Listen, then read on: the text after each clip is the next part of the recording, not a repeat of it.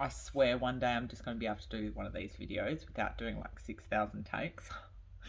That is not today. Okay, so let's summarize what's been going on. I'm just 2 weeks past surgery, which is good. I feel physically well. I feel mentally pretty well. Mood is pretty even. My incision sites are all looking really good, so that's all really positive. Now the healing part of the journey is moved forward to take on shape for more of a psychological healing journey.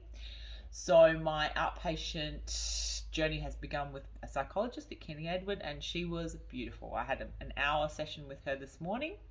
She deals primarily with obviously women's chronic pain, sorry, people's chronic pain, and also eating disorders, because 90% of the time, so it's a very high percentage, people who go through what I've been through or are still going through and healing from, they unfortunately get medical induced anorexia.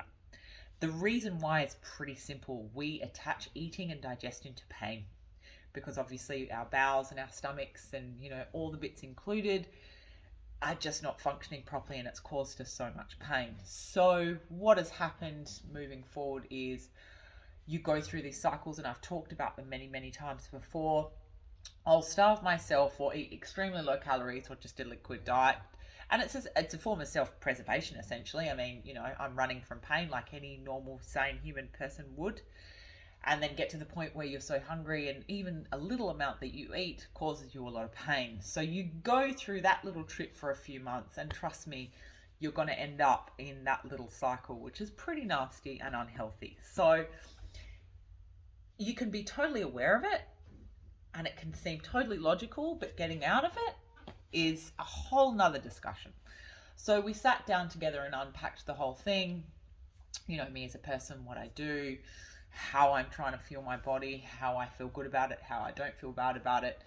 And the goal is to just, workshop some ideas to make it so I feel more comfortable taking in food and not so scared of pain, because obviously it's not there anymore, we don't think.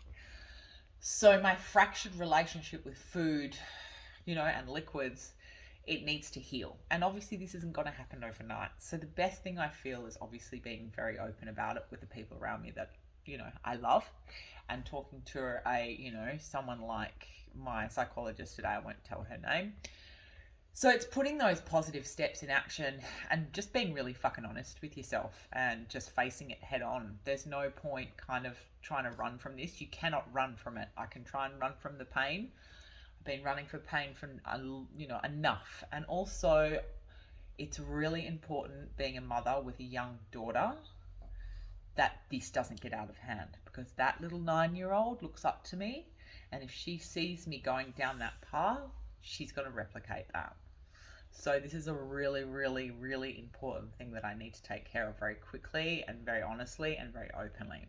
Also, I'm a coach, and I'm in an industry where I've got a lot of very vulnerable people looking up to me. So I need to be at my best mentally, physically, holistically, have to be on my fucking game. So obviously I'm doing this for myself, but I'm doing this because it's really important for the people around me as well. So for now, that's pretty much it. It's getting there.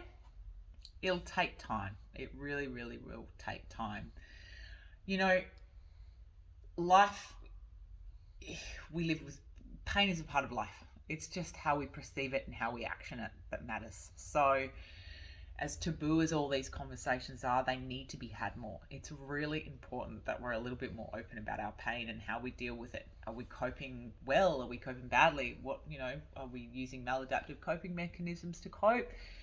Do we need to talk about it? Don't be embarrassed. It's okay. You're a fucking human. We're all humans. So if you're suffering from pain, if you're using your maladaptive coping mechanisms to, cope more than you should, like drinking, smoking, under eating, overeating, over exercising. There's so many different ways people can do it. There's nothing wrong with it. Sometimes you just need to talk about it with someone, workshop it with someone that you love or you care, or someone that you don't know. So that's my takeaway from today is being open and honest about something that's kind of, it's not sitting well with me intuitively at all. So let's take some steps to get to where we need to be, because it's not just about you, especially being a mother. It's about the people that are around you, especially being a coach and a business owner. It's about the people who are around you that are also vulnerable to what you are and what you do, and as a leader. I say that with, not too much ego. So that's it for today. I will keep you updated. Peace out.